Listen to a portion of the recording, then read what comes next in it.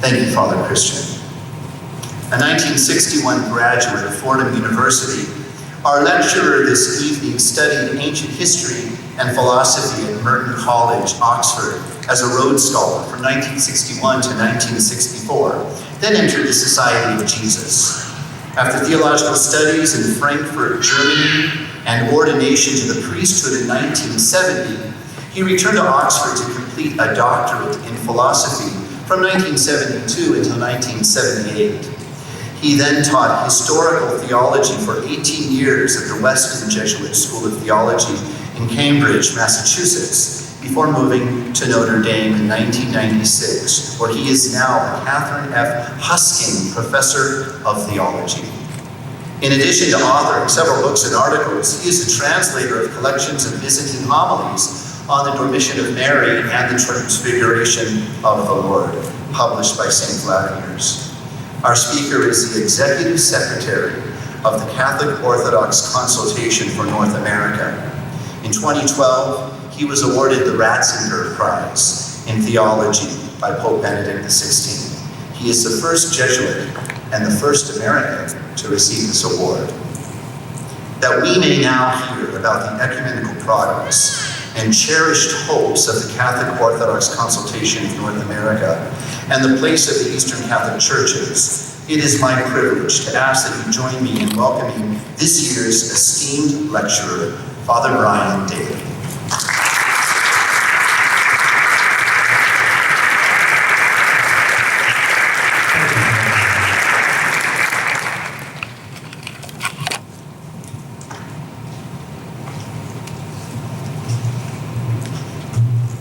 Thank you so much, Father Robert. And it's wonderful to be with you tonight. Delanus, Archbishop Metropolitan William, Bishop John, all of you, to share with you this evening in this celebration of the Feast of St. Cyril and Methodius, the beginning of a weekend of celebration, as I understand, at the seminary. So, to be invited to share with you and to participate in these reflections is very critical for me. I see also my friend Father Bodayano, the Redeemed Orthodox Church, a fellow member of the Orthodox-Catholic Dialogue. It's wonderful to see you here as well.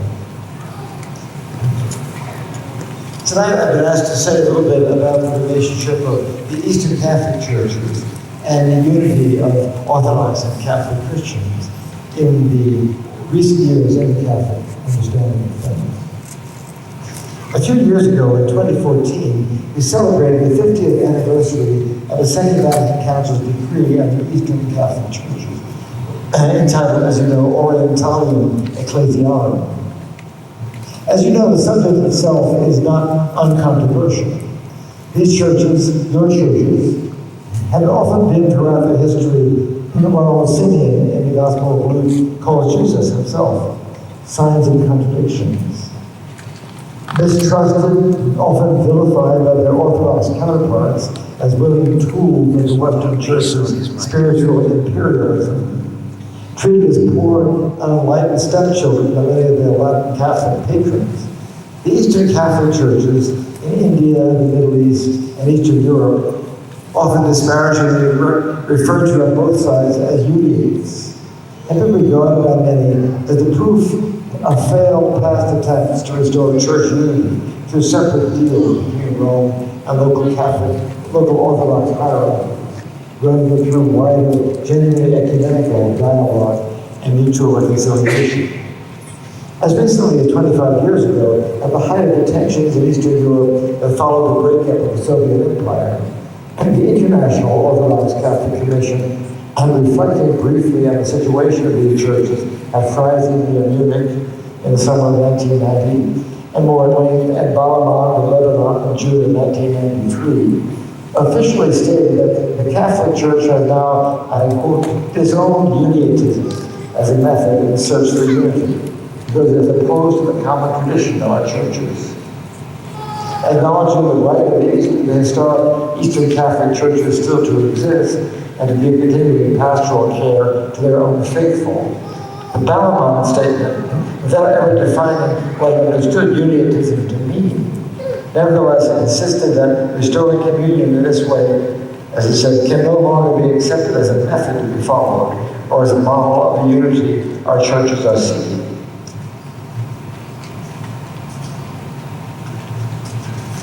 In retrospect, most people now recognize that the Freising and Ballamon statements of the Joint International Orthodox-Catholic Commission were written in anger, especially Orthodox anger, and with the expressions of an increasingly dysfunctional dialogue process that lapsed by 2000 into a 5-year silence, only to be reborn in 2005 with a new leadership and with largely new members. Inflammatory media reports from Eastern Europe of small towns where Eastern Catholics, suppressed under the Soviet system since the late 1940s, forcibly retook churches that once had been theirs, led some Orthodox leaders in the 1990s to argue again that the real obstacle keeping Eastern and Western churches apart was papal imperialism, which the uniated churches had tacitly been forced to accept over the centuries. Though they never define unionism, these documents clearly mean by it the piecemeal absorption and subordination of Eastern churches by the West, a surrender of identity. As Orthodox leaders occasionally put it informally, if the uniated churches were honest, they would now either simply become Latin Catholics or else return to their Orthodox mother churches that they once abandoned. What really was being disowned at Ballamon? For much of the 20th century, Roman Catholics had often seen in the Eastern Catholic or uniated churches a partial, gradual model of the kind of general reunion between East and West that Catholics had hoped and prayed for since the slow hardening of schism in the early Middle Ages. The development of a relationship between at least one part of the Orthodox world and Western Catholicism, which involved agreement on the basic outlines of doctrine and sacramental practice, and the acceptance of the Pope's primacy in teaching by the Orthodox partners, while reaffirming their ancient Eastern liturgical practices, monastic institutions, devotional and aesthetic traditions, and even their own theological vocabulary. Behind this process lay the assumption on the part of many Western Catholics that the Orthodox, in a different way from Protestants, had, over the course of centuries, broken away from church unity. The Eastern Church, united to Rome, offered a possible formula for reconciliation and reunion, a still narrow bridge that might be broadened by patient dialogue and mutual education into a great highway. For Orthodox Christians, on the other hand, the Eastern Catholics seem to be trying to lead a double life, to be really part of Eastern Christianity while being actively united with Rome, seemed and still seen as, to some Orthodox Christians, a contradiction. To be fair, one must recognize that this bold step-by-step church union is not a new occurrence. Just what we think of as the East-West schism was doubtless a process of gradual alienation of many local churches over several centuries, beginning late antiquities. Some attempts to repair and resume the ecclesial union between these two sides of Christendom were made many times in various parts of the world between the 12th century, when mutual excommunications in Constantinople brought free relations to dramatic expression, and the modern age. The Maronite Church, for example, whose monastic origins in the mountains of Lebanon, probably in the 5th or 6th century, are not fully clear, but which claims never to have been formally out of communion with the Pope and the Latin Church, explicitly reaffirmed its unity with the West in 1182 during the Crusader invasions, has remained part of the Catholic communion ever since. At the Second Council of Lyons in 1274, attended by a dazzling array of representatives from all over the West, a union agreement was signed between the Latin and Greek Orthodox churches, in which the Orthodox agreed to the insertion of the word filioque in the ecumenical creed of Constantinople, and implicitly recognized Roman claim to jurisdictional primacy. The other great medieval attempt to work out the reunion of Eastern and Western Christians was the Council of Florence, in its final phase, and led by Pope Eugene IV, who died in 1445. With tendencies growing stronger among Western academic theologians to modify papal centralization by developing a working system of regular representative councils, and with the Byzantine Church eager to mend relations with the West, under increasing pressure from the growing Ottoman Empire. The possibility for reunion of Christendom at that time seemed particularly strong.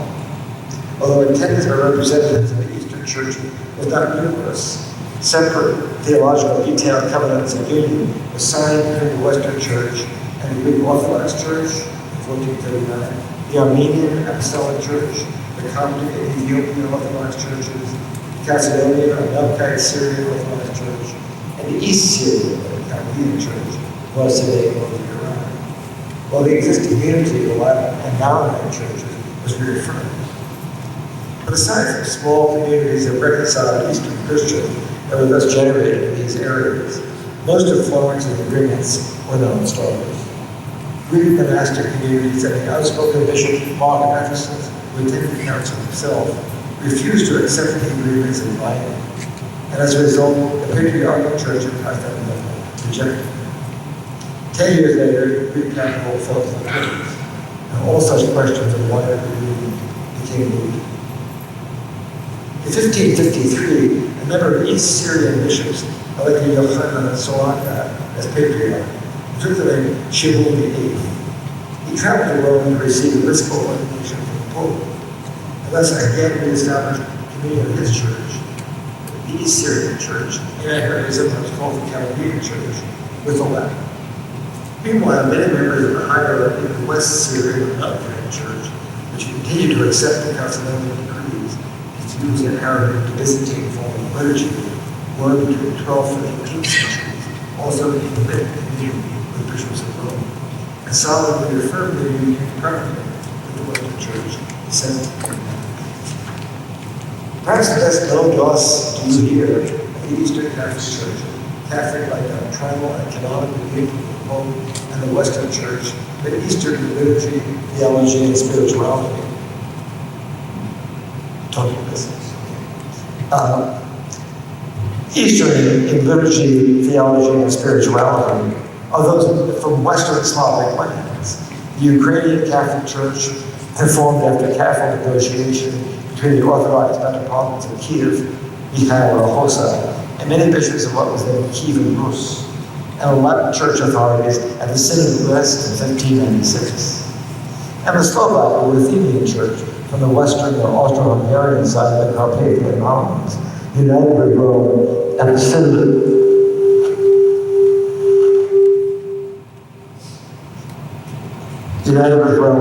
Uzhhorod in 1646. Both these churches, representing, as you know, virtually one people in language and ethnicity, have been strongly represented in North America since the 19th century, where in fact most Ruthenian Greek Catholics live today. In the 18th and 19th century, Rome's attempts to standardize Catholic observance and forms of worship clearly led to an increasing process of Latinization in most of these united Eastern churches. Pope Benedict XIV, the great reformer of canon law and papal procedure, in a learned and well-documented encyclical of 1755, Laudate Sunt, took steps to maintain the liturgical integrity of churches united with Rome, insisting that Latin priests and religious working in the Eastern Christian region should avoid any attempts to Latinize their liturgies, to mix two rites, or to Westernize Eastern customs. But the disparity of East and West and the relations of these churches with the Latin Church continued, as Western European nations also continued to establish schools, hospitals, and seminaries. French became the language of the educated in Syria and Egypt, Polish in Ukraine, English in South India. Inevitably, many earnest Catholic religious working there came to see their mission in terms of promoting religious as well as cultural amalgamation. In the time of Pope Pius IX, a time of growing distance between the Christian world and an increasingly secular European society, Rome seems to have seen its relations with the Eastern Catholic churches as a matter of reclaiming groups that had simply, over time, strayed from church unity. At the First Vatican Council, the Melkite, Maronite, and Syrian Catholic patriarchs urged Rome to adopt an official policy of greater respect for their traditions, especially for the authority of patriarchs in their own churches and for monastic institutions, and argued that changes of rite and so church membership by individuals should again be discouraged. In the press and business, however, their proposals were not taken up by the council's members. The Melkite Patriarch, Gregory Rousseau, saw in the council's constitution of the church, Daley, evidence of new Western moves towards centralization. He argued for the retention of some form of the classical Eastern idea of a pentarchy of apostolic sees, by which the supreme authority of the Bishop of Rome, as Patriarch of the West, was only exercised in the rest of the world in situations of extraordinary urgency, and otherwise was shared with the Patriarchs of Alexandria, Antioch, Constantinople, and Jerusalem. For the Roman Curia and most of the council's bishops, however, in Vatican I, it was difficult to conceive of a Catholic Church as anything but a Rome-centered hierarchical structure rejected by the Protestants since the Reformation. And that was, of course, the Latin Church of the West. Pope Leo XIII, who succeeded in the Petrine office in 1879, seems to have been genuinely concerned to move Catholics away from some of the rigid attitudes on culture and theology, thus also on Eastern Christianity, that had grown to characterize the Roman communion under Pius IX. In November of 1894, after holding what we might call a summit conference with the Eastern Catholic Patriarchs, he issued his encyclical, Orientalium Dignitas Ecclesiarum, the dignity of the Eastern churches, celebrating the historical importance of Eastern Christian churches as strictly forbidding Western Catholics involved in pastoral or educational ministry in the Eastern world to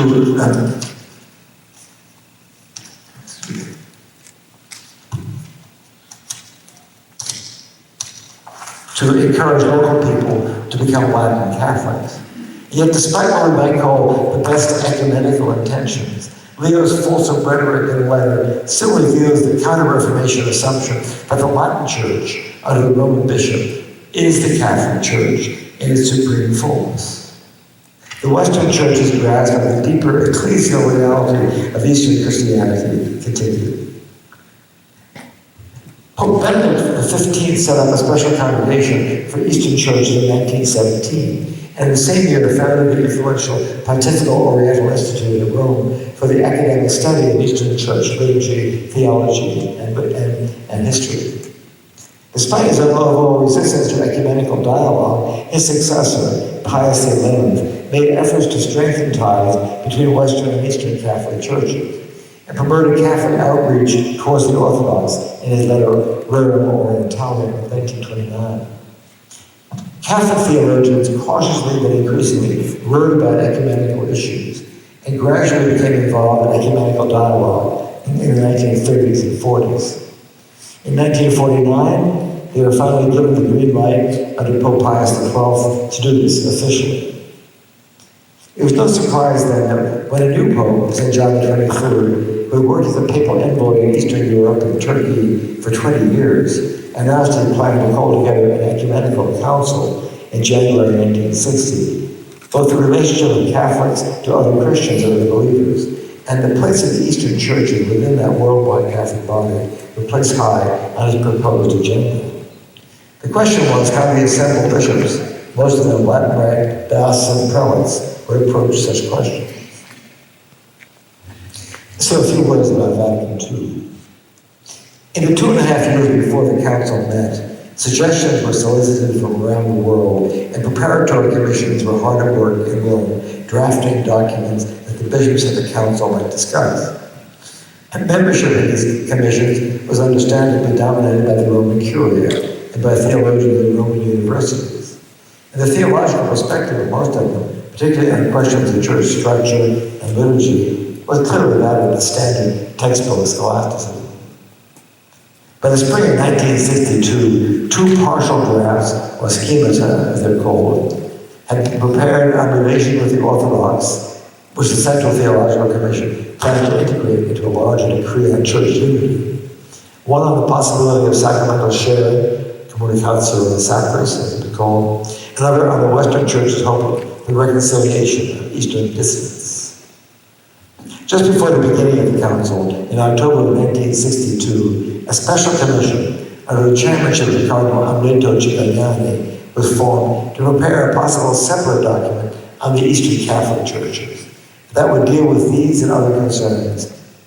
Its episcopal membership originally 26 in all, was unusually diverse and included 13 Eastern Catholic bishops, 6 of them patriarchs, and 6 bishops from the Latin Church from countries where there are numerous Eastern Catholics. The theological consultants represented a range of opinions. 6 of them, including the abbot, Johannes Huch, who was then the abbot primate of the Benedictines, had special expertise in Eastern theology. And the bishop members of the full council had a chance to discuss a first draft of the document on the Eastern churches towards the end of the first session, from November 27th to 30th, 1962. A dominant role was played by several Melkite bishops, who had jointly prepared their input beforehand.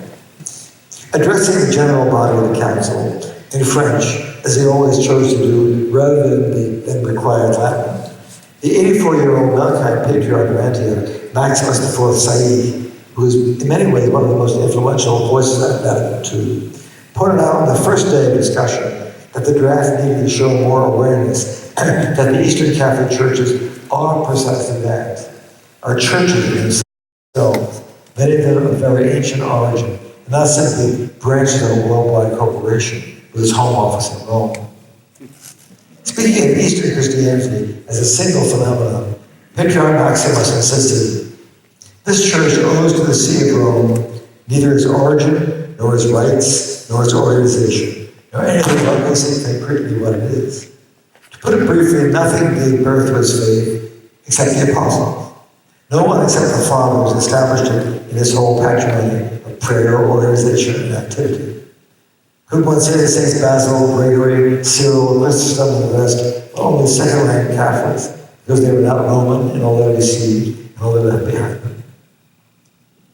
For Patriarch Maximus, the main issue that troubled him about the draft on the Eastern churches, what he was convinced would make it once again a red flag to the Orthodox, was his unspoken presuppositions about what structures unify the church. Only if the Catholic Church recovers the awareness that the Eastern churches, unlike the Protestants, are not dissidents, but sister churches with the Latin Church of the West of equal age and identity, Patriarch Maximus and other even Eastern bishops argued, will the foundation be laid for genuine unity with them and with the Orthodox Church.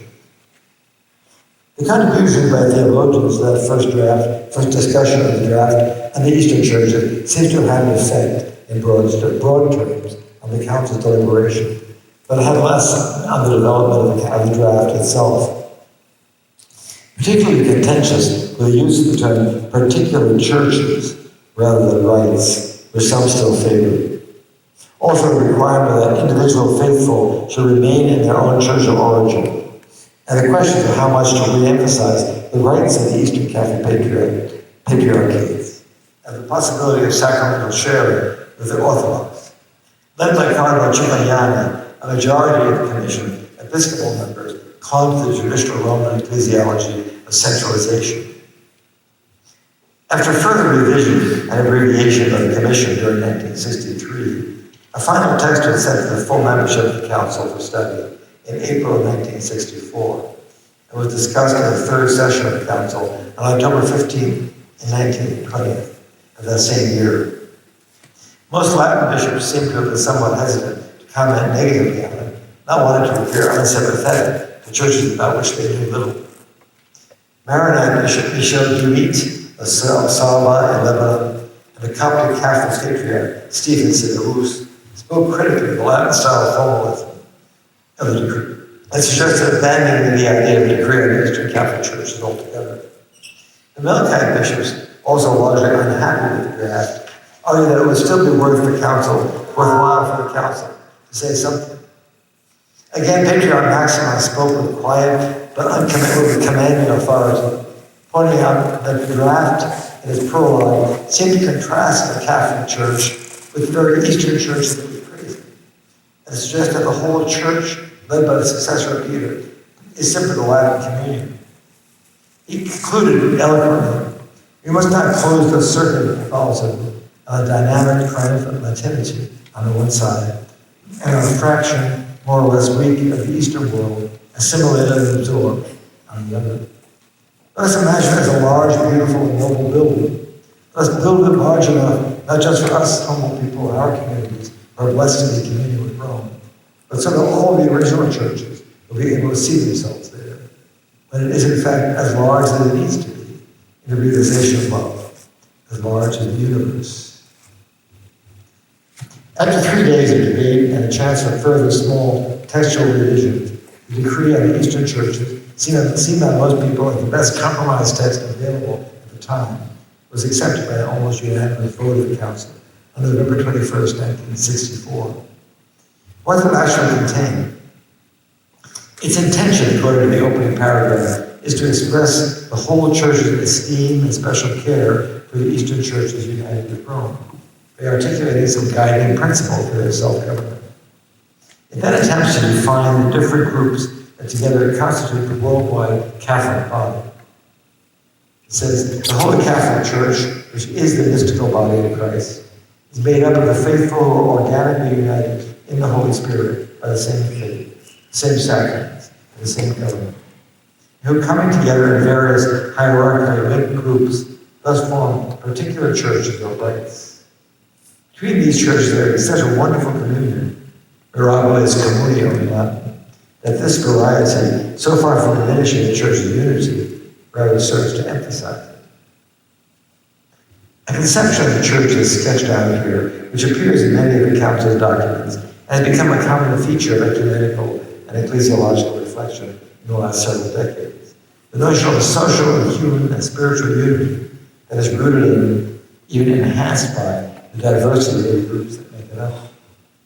The Church itself is described in these opening lines as the worldwide organic union of particular churches.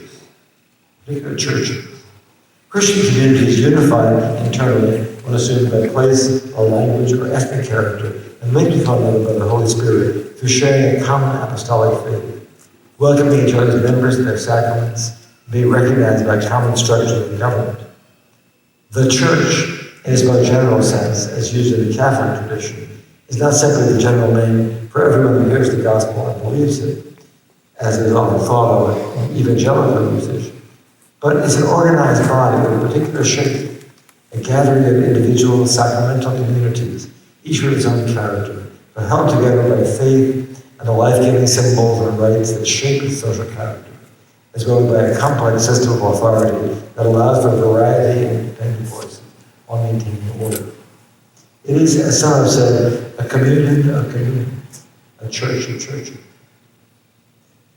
In Catholic parlance, particular churches with characteristic traditions of liturgy and spirituality have come to be called rites. They're held together not only by their common biblical faith, but by the overarching ministry of the Bishop of Rome, Cyril, whose universal role, as Pope John Paul II later emphasized in Unum Sint, is above all to serve and promote the wonderful communion of all the churches. Within that communion, sacramentally grounded reciprocity of particular churches, as Orientalian and Ecclesiology emphasizes it, within that union, all the churches are equal in rank, all enjoy the same integrity.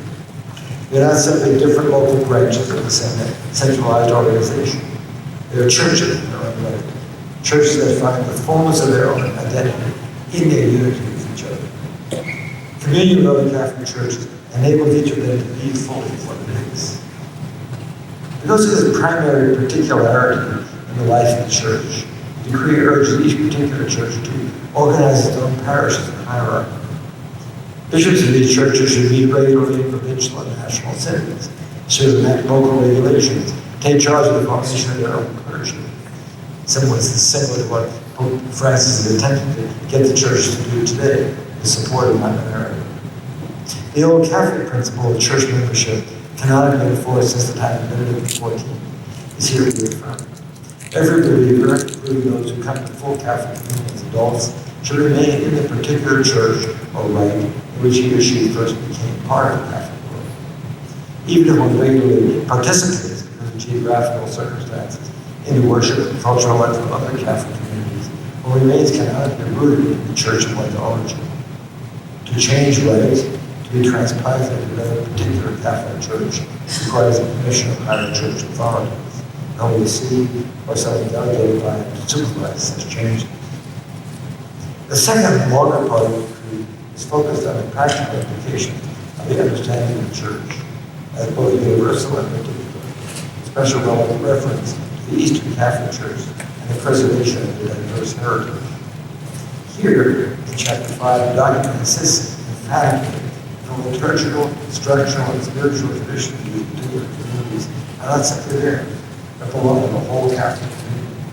So it repeats emphatically now, in the case of the Eastern Catholic Church, what is already implied for all Christian communities in a general way.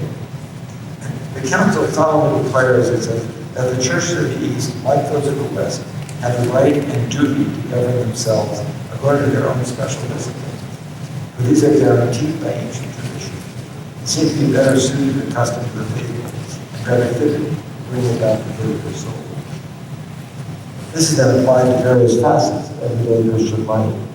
The Eastern Catholic Church has got to cultivate their own authentic liturgies, informed true to their origin and historical development, and to instruct clergy carefully, even by ritual priests, originally from some other tradition, and how to celebrate and interpret them. Great patriarchates, those ancient particular churches have long organized and governed themselves on a regional and linguistic basis, should be recognized as autonomous within the framework of worldwide community. The sacramental disciplines traditionally cultivated in particular Eastern churches should be allowed to flourish. Catholics from other churches in communion with them are allowed to receive the sacraments in these distinctive forms. And marriages between Eastern Catholics and Orthodox, when performed by a priest of either church, should be regarded as valid, even without a dispensation. Liturgical calendars and feasts are regulated by the patriarchs and by their synods. It's here that the special importance of the Eastern Catholic churches as bridge builder between the Western Latin Church and the wider Orthodox East is emphasized. Orthodox Christians who desire to enter any part of the Catholic communion may be received through a simple profession of faith, and those in holy orders do not need to be reordained. Finally, because the Catholic Church recognizes their sacraments as valid, a limited form of sacramental sharing with Orthodox Christians, according to Orientalian ecclesiology, is to be permitted for all Catholics, at least in extraordinary circumstances. Orthodox Christians may receive the sacraments of the Eucharist, reconciliation, and the anointing of the sick from Catholic priests in case of need. And at least as far as the Catholic Church is concerned, usually not as far as the Orthodox is concerned, Catholics may receive the sacraments from Orthodox priests in cases where Catholic priests are not easily available. Significantly, these practical rules for East-West relations are explicitly set out here as provisional measures. All these legal arrangements that can be specified in this final section are made in view of the present conditions, until such time as the Catholic Church and the separated Eastern churches unite together in the fullness of the community. The hope behind this decree in 1964 is clearly that in the foreseeable future there will no longer be a need for distinctly Eastern Catholic Church. That the Eastern and Western Christians of all traditions might be joined in a single, diverse, and unified body, all Catholic and self-understanding, all cherishing an Orthodox tradition of faith, all united by sacraments and mutual recognition. So a few reflections on this before the close. As we reflect on the decree on the Eastern Churches 55 years later, I think at least two things stand out in the text for all its embedded unevenness. One, it is clearly built on the ecclesiology of the community that was such a recurring theme in the Council documents. But it had a truly revolutionary implication for the Western Catholic Church's understanding of itself. Second, it hints at a new understanding of a distinctive mission, even a divine vocation, for the Eastern Catholic churches, whose origins and progress have through the centuries shown so many variations. Just to say a bit more about both those ideas. First, the ecclesiology of communion. The notion of communion, communio, koinonia in Greek, is a fairly widespread way of speaking about human unity in the ancient world.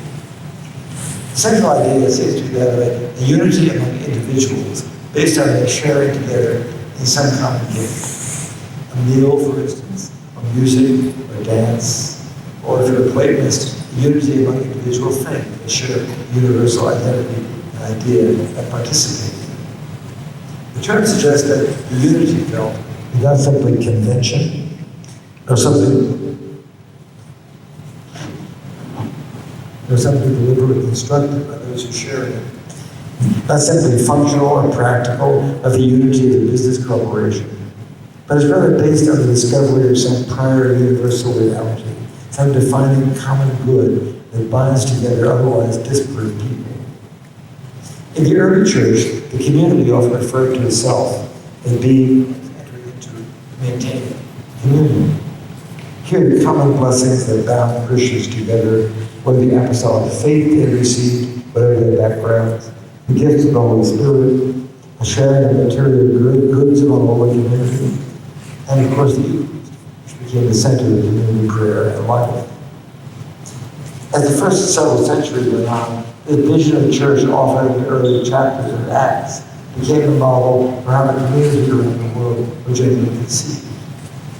The letters of the nations of Antioch, for instance, in the early 2nd century, attest to communities in Syria and Asia Minor in which the prime reality of Christian community life was not so much its existence as a worldwide movement, as its being a local gathering around the Eucharistic table.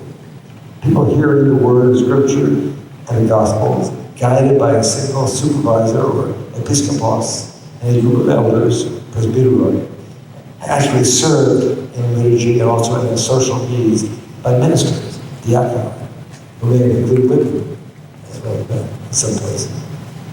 This early way of conceiving the church has been developed again by some modern Orthodox and Catholic theologians who found inspiration for what is sometimes called a Eucharistic ecclesiology, focused on the local community as the church's primary reality, the fullness of what the church is. A number of Catholic theologians have pointed out that this needs to be balanced, both historically and theoretically, against the consciousness, and then also in early Eucharistic prayers, of a local church's need for unity of the local communities throughout the world. This implied, among other things, a concern to share the confessions of faith with church communities elsewhere, to pray for other church bishops, to receive their members at the local Eucharist if they should travel. All this complex set of relationships, person with person, church with church, province with province, region with region, and bishop with bishop, came to be seen varyingly but increasingly through the 4th to 7th centuries as in some undefined way held together by the supervisory concern of the Bishop of Rome, presiding in the church where Peter and Paul lay buried. His role, as Pope Leo I, Leo the Great, emphasized, was to articulate and reaffirm apostolic tradition, to remind the church and their leaders of the regulations they had enacted, to respond to appeals and disputes between bishops that could not be resolved at any other level.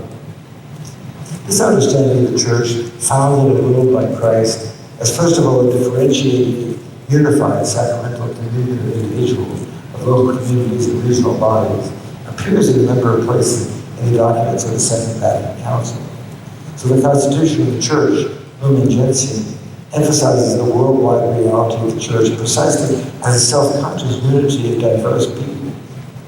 It's this communal variety that makes us Catholic. Within this unified body, local congregations celebrating the Eucharist each genuinely realize the presence of the one holy Catholic and Apostolic Church of Christ.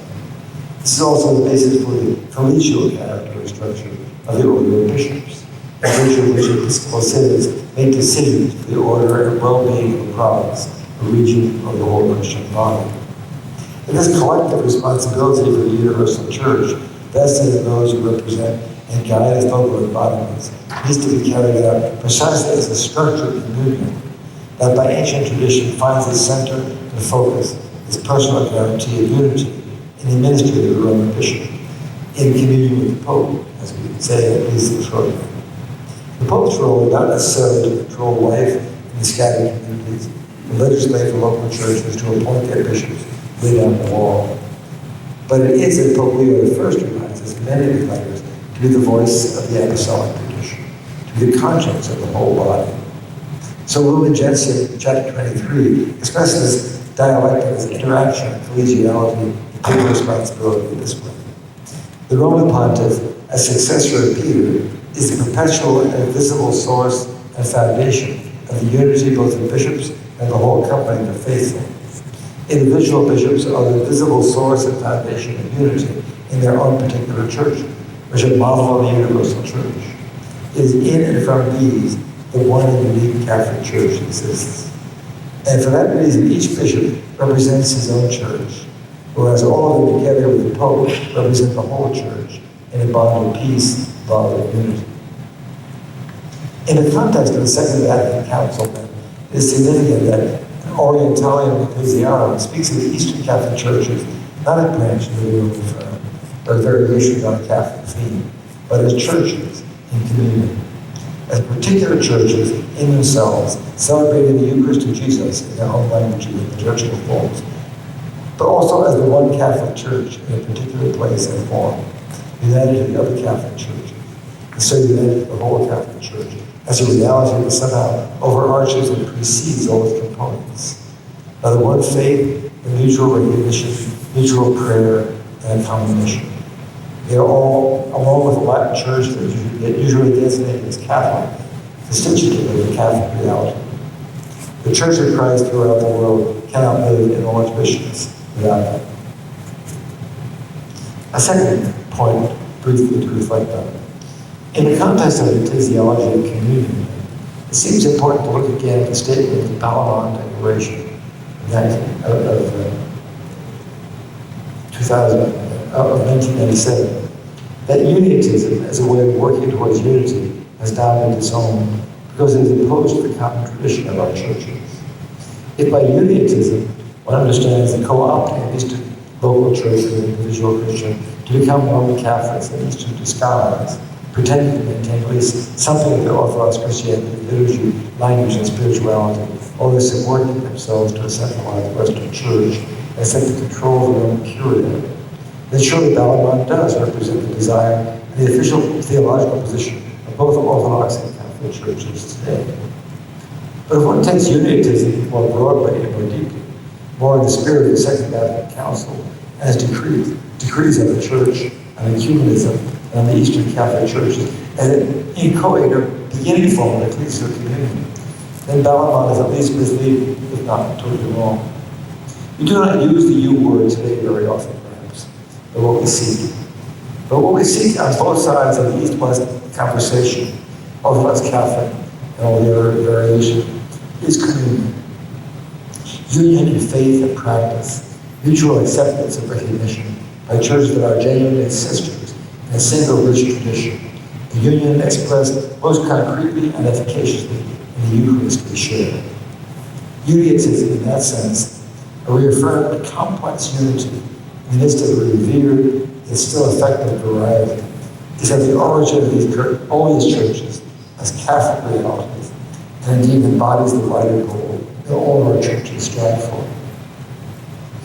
In this most positive sense of unionism, or reconciling diversity, to borrow a phrase from the wider ecumenical movement, we can even see a special role, providential vocation from God in the life and witness of the Eastern churches in communion with Rome today.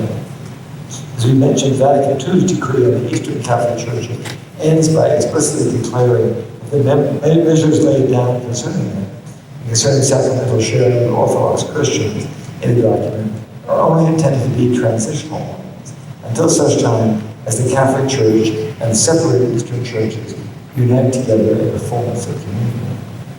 The Eastern Catholic churches, in other words, are thought of here as pointing the way beyond their present status, within a renewed Catholicism, to the full communion and diversity of Eastern and Western Christianity. So in its encyclical Orientalium Lumen, 1995, celebrating the centenary of Leo XIII's letter of 1895, Pope St. John Paul II communicated a strikingly different attitude than that letter did, despite Leo's benign intentions towards the liturgy, spirituality, and institution of Eastern Christianity. John Paul emphasizes strongly how much Western Christians need to learn from their Eastern brethren, Orthodox and Eastern Catholic. Union alone can fully realize the process of our mutual fertilization. And unity depends, first of all, on God, then on our desires. Of course, he writes, in today's outlook, it appears that true union is possible only in total respect for each other's dignity, without claiming that the whole array of uses and customs of the Latin Church is more complete or better suited to showing the fullness of correct doctrine. And again, this union must be preceded by an awareness of communion that permeates the whole church, and is not limited to agreement among its leaders. To reach that point, he agrees, a change of heart, what he calls love, sensitivity, and creativity, will be required in all of us. But it will not require us to abandon what you might call the instinct behind unionism. A constant shared conversion is indispensable, he said, for the Eastern Catholic churches to advance resolutely and energetically toward the mutual understanding. And conversion is also required in the Latin Church, sharing the respect and fully appreciate the dignity of Eastern Christian. I accept gratefully the spiritual treasures of which the Eastern Catholic churches are the bearers for the benefit of the entire Catholic community. To see the Eastern Catholic churches, the unionists, to use that discredited term, not as opportunists or hapless victims, but as bearers of the spiritual treasures of our long Christian tradition, as a sign of hope and a call for continual ecclesial and ecumenical change on all sides, is the challenge of Pope John Paul and the invitation of Orientalian Ecclesia 55 years ago gave to us. Typically, perhaps, the venerable Melkite Patriarch Maximus IV made the same point during the first session of the Council, more pointedly, but more simply. For us in particular, he says, Eastern Catholics, visit the UN. Division of the church is a wound that is all breathing, one that we feel at the deepest level of our soul. The union of the church is our greatest concern, our first preoccupation, the most burning desire of our hearts. It is the goal towards which we strive with all our energy. We want to be a redemptive sacrifice for it until it is realized. To work for the union of all the churches is what is the raison d'etre of our churches, and the fundamental mission to which Providence has charged us as individuals and as communities. The purpose of what has been called unionism, Patriarch Maximus is saying, nothing less than ecumenical understanding and reunion between Eastern ones, the healing of those ancient wounds of mind and heart that keep Orthodox and Catholics apart. In that sense, the real goal of unionism, the real agenda to create a Second Vatican Council, is something still to be achieved. Thank you very much.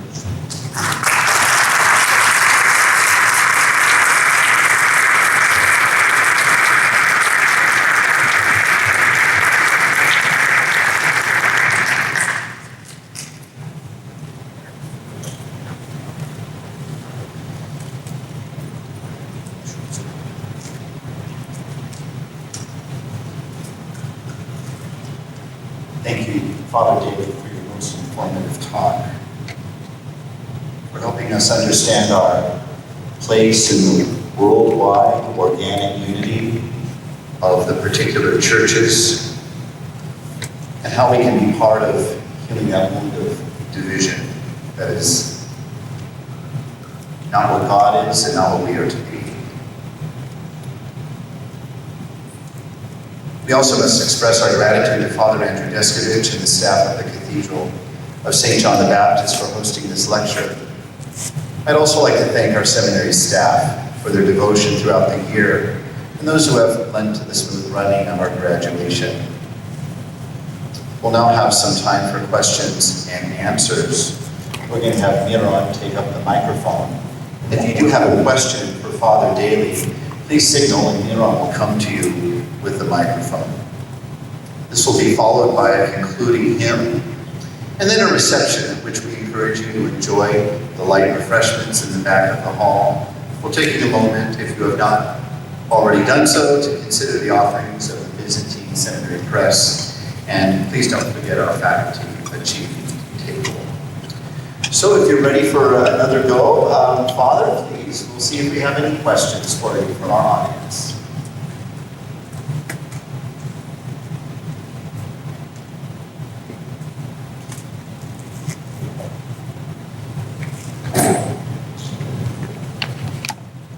Thank you again, Father, for your talk. I do have just one question regarding the, you mentioned very well the vocation of the Melkite Church and of the Eastern Catholic Churches, communion with Rome, and how Rome essentially is basically the theology of communion. I don't know, in your current research, you know, joint theological declarations, is there any consideration with the modern Roman Catholic canons as well as the Eastern Code in regard with the role of the Pope of Rome and how it's not necessarily the supreme dictator, but kind of like the big brother of faith? I think that is an area of growth. You better speak this be more audible. Yeah, I'll take this one. Yeah. You know, I would have to look again at the text of the Eastern Code. Even the fact of the codification of canons in Eastern churches appears to many Orthodox as a typically Western kind of procedure. You know, the Eastern churches obviously have great resources in canon law, Greek Orthodox prayers particularly, going back to the Quinisex Council in the 7th century. But it's done in a less codified and organized way, and that seems kind of typically Western concern to bring everything neatly together. But I think the role of the Bishop of Rome is always going to be, in the end, the thing that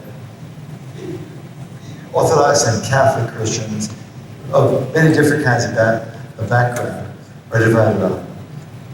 We've made a lot of progress in that regard. I think Pope John Paul II, who was a very strong leader in many ways, in his encyclical Unum Sint, really gave us a vision of what, at least he saw, the role of the Bishop of Rome as being in a unified church.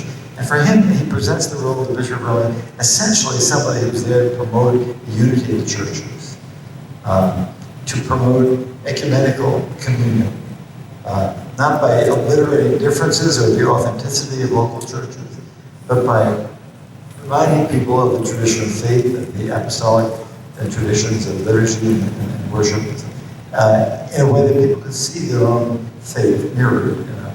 And it's really worth reading a document, a beautiful document again, that his role is to be not appointing local officials or laying down the law on people, but inviting people to a deeper union as Christians, despite their genuine differences in tradition, which are rich scriptures. Well, we say that, but we have to actually live that. And we're, I think, making some progress in the direction, but it certainly isn't entirely there yet. You probably know better than I. There's a tendency, I think, always for humans to want to make everybody else like themselves. And we have to kind of be self-critical on these things. But I see this also in our conversation with Orthodox churches and Christians, that despite what we really recognize as common treasures, our common baptism, our faith joined back to the early church, everybody wants to hang on to what they've received, and that can mean saying, I'm not you. And some of that is part of communion. I'm not you, I'm me, but we together are a single body. And finding that relationship between difference and unity is the tricky thing, and we're all laboring at these days. Thank you, Father. So you quoted Patriarch Maximus earlier. It sounded a lot like the Council of Sardica, his particular approach to the idea that the Pope of Rome would particularly be helpful to come into play when there's a disagreement that can't be handled. Right. I thought you said what? I'm sorry. So I wonder, there are these kind of built-in protections. Even in the Code of Canon Law, the introduction, the preamble, talks about how the canons need to be interpreted according to their ancient context. And of course, in Florence, and even in Vatican I, along with the statements of faith that popes used to take when they were made popes, all kind of have this backup system that could perhaps be invoked in context of further developing statements of infallibility at Vatican I in light of that ancient tradition. I'm wondering if there have been any substantial attempts at trying to use those parameters to further elucidate our understanding of what Vatican I was trying to propose. Many Orthodox speak of this idea of the Church's infallibility, which seems to be a very compatible concept with these other built-in ideas and these councils that I just mentioned, that could perhaps help us to move forward with a more robust understanding of what Vatican I should be getting at in light of Vatican II's calling for us to return to the ancient patrimony. Well, again, that's infallibility is one of the sensitive questions in our relationships, which I think is still undergoing a lot of reflection and development. Probably a couple hundred years more before we understand fully what was meant by it. I mean, I think you see the context of infallibility in 1870, in the isolation of the Catholic Church and the Church throughout the world, in the age of the Enlightenment and what followed it, kind of increasingly secularized culture in Europe, anti-religious culture and so on. And I think it was meant to be a strong affirmation that the tradition of the Church, as articulated especially for the Western Catholic Church by the Pope, is to be accepted as not subject to further refinement. That is simply, that makes us Christian, the creeds and the scriptures and so on. And it was put in a very hard way for those who were not Roman Catholics. As you know, there was a lot of debate about it, and the council had to be terminated fairly quickly because of military pressure, so a lot of things are going on. But Vatican II, in some ways, is meant to continue the work of Vatican I and reflect more deeply on its vision of Christianity and the Church. And if you read the document of the Church, Lumen Gentium, there are significant paragraphs about infallibility, which in no way are meant to diminish the role of the Pope as a spokesman for the Church's infallible faith, but to say that it begins as an infallibility of the Church and the sensus fidelium, the consensus of believers who are participating and communicating members of the Church. So the Pope doesn't simply have this private gift that he can say every morning, this is what we have to believe. Rather, he articulates for the Church what he perceives to be and understands to be the Church's faith. The infallibility of the Church, going back to its origin, is kind of the root of the Pope's infallibility. But a lot of things written about that. There was a French Dominican in Canada, Jean-Marie Tilliard, who was a close collaborator of Pope John Paul II, and who wrote books on this, and worth looking at. But you still have to kind of try to refine this in a way that other Christians can see and understand. You spoke a lot about the fear of spiritual periodism, which is this is a great concern of many Eastern Christians on the part of the encroaching of the West, of the Western Church, at least what is perceived. And in fact, I think we could say historically there really was this going on. In our own American context, though, I think we see something very interesting. I know myself I've observed within our own parishes, even I've observed even the reverse of this happening in Roman Catholic parishes, where you do have cases of inter-church mingling and people bringing the traditions that they came from together. So you have people praying the rosary quite fervently, devoutly in the midst of the Catholic Church. You have Roman Catholics that have a deep love for Eastern Christian iconography, etc., etc., etc. I wonder, what would you say is the role of sort of spiritual melding? How much is it that, not so much just preserving what it is that each particular church has garnered over the centuries, but how is it that our traditions can share with one another and help people grow to grow closer and closer to Christ? I think it's terrific, and it's really important, you know. I mean, one of the blessings of inter-church communion is that we can learn from each other and be drawn into the spiritual and liturgical traditions of the Christian groups. I mean, in France, I don't know if you've been to Paris recently, but if you go to the Parisian Roman Catholic Church, the walls are usually dotted with huge icons, usually photocopies of traditional Russian or Greek or Eastern Syrian icons. But I think icons have become a dominating or defining figure of present Roman Catholic spirituality in France, and to some degree all over the world. I think it's a great blessing, an artistic and spiritual blessing. The use of the liturgy, use different kinds of devotion. As we learn more about each other, we learn about the authentic role of the Holy Spirit in each other's churches and learn from that. Another example, one of my colleagues, a former student of mine, in fact, Father Khaled Anatolios, is a priest of the Melkite Church now, and teaches with us at Notre Dame. He was in Boston. So Khaled has been celebrating the Melkite Byzantine liturgy on every other Sunday in one of our chapels on campus.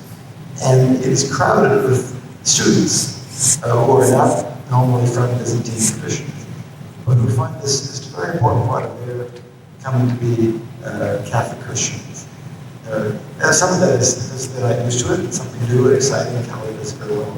But I think also it's a discovery of the Catholicity of the church, besides just my little Irish parish in Chicago.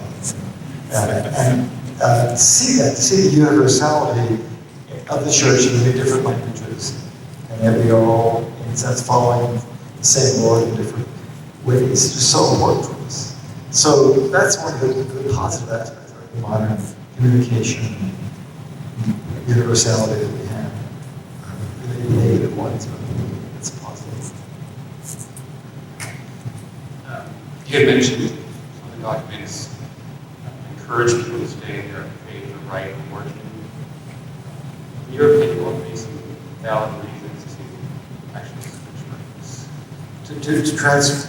Well, canonically, I'm not quite sure what is required to show, but I think one wants to say that I've discovered the root, the home, the context of my Catholic Christian faith is really not what it was where I grew up, but I've kind of migrated in my spirituality and understanding of it, so that my way of being a Catholic Christian fits more into this church tradition than that one. But I think you have to be able to show that, and not just that I'm looking for something different, and I don't like my pastor in my home parish, or I don't like the way they do things, in my home parish. I mean, you certainly, Christians, Catholic Christians are welcome to attend the liturgies of other groups, and as you know, receive communion, other sacraments from other kinds of members of the Catholic communion, other priests. But you do that without necessarily transferring your priesthood membership. And I think the church really wants to remind people that this is not like changing your hat. It really is. It's saying that the coloring, the form, the shape of my faith as a Christian is rooted in this particular language and culture. And that's the way I meet Christ the Lord. And I can do that and still receive communion in your church on some Sundays, or go to your church without necessarily migrating to make that my home. So I think they would try to discourage people from jumping around this. But I can see in a place like Notre Dame, where you have many Catholic students, the desire of them to experience a Catholic worship and liturgy in a different way. And some of that is curiosity, some of it is really spiritual hunger, some of it is part of their education they should do. And I know Bishop Nicholas, for instance, of Melkite Church, really wants to encourage that, but not to encourage people changing the church. And I think that's kind of the Catholic policy. This will be the last question. Hope this isn't too controversial. I didn't know the answer. All right, well, I was just asking, what do you think that we, as Eastern Catholics, can contribute to helping overcome the split that's currently going on between Moscow and Constantinople? I wish I knew. That's a perfectly appropriate answer. I don't know the answer there. Yeah.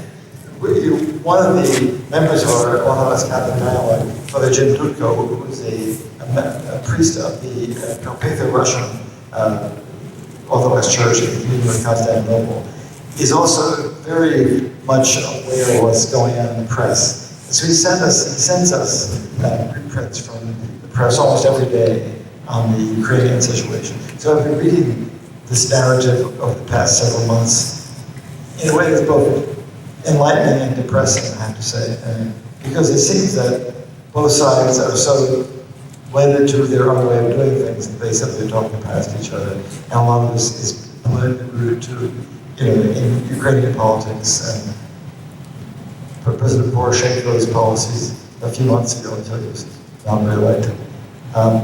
Whether Patriarch Bartholomew made a mistake in issuing a decree of Thomas of autocephaly, I'm not sure. I'm not Orthodox myself, but it was certainly regarded by many as going beyond his relationship with the Patriarch of Moscow. Clearly, the Russian Church, driven by Putin, is being manipulated strongly to see this as a political battle over Eastern Ukraine. And so to separate ecclesiastical, religious, political questions, military questions, is very difficult. But you know probably better than I that the Ukrainian Orthodox Church has been terribly split since the late 40s. There were 3 people claiming to be patriarch of the Ukrainian Orthodox Church. And to bring some kind of unity to the Orthodox tradition in Eastern Ukraine, in Central Ukraine, is urgent, I think, for the sake of the welfare of the Church. I think Ukrainian Catholic Church, as you know, has tried as far as possible to stay out of this. Not want to throw gasoline on the fire, and just to say it's not a problem. But it's a very it's a dangerous problem for Christianity to maintain its credibility. How do you promote unity in a non-political way? So I don't know if you have any ideas on that. That's why I'm asking you. It's a personal thing. One of my oldest friends in the Ukrainian Catholic Church is soon to be Archbishop Boris Kudziak, coming to Philadelphia. He's a wonderful man, former student and a very saintly man. And I would love to hear Boris reflect on this. He is very astute and wise. What does he think is going on there? I know he's not a great follower of Poroshenko or of any of those who are kind of promoting or suffering, but we'll have to see what happens.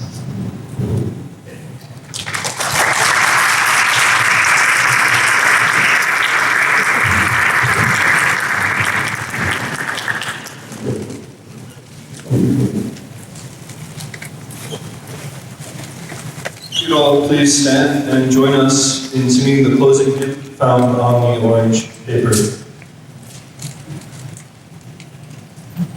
Glory to you, brothers, glorious enlightenment.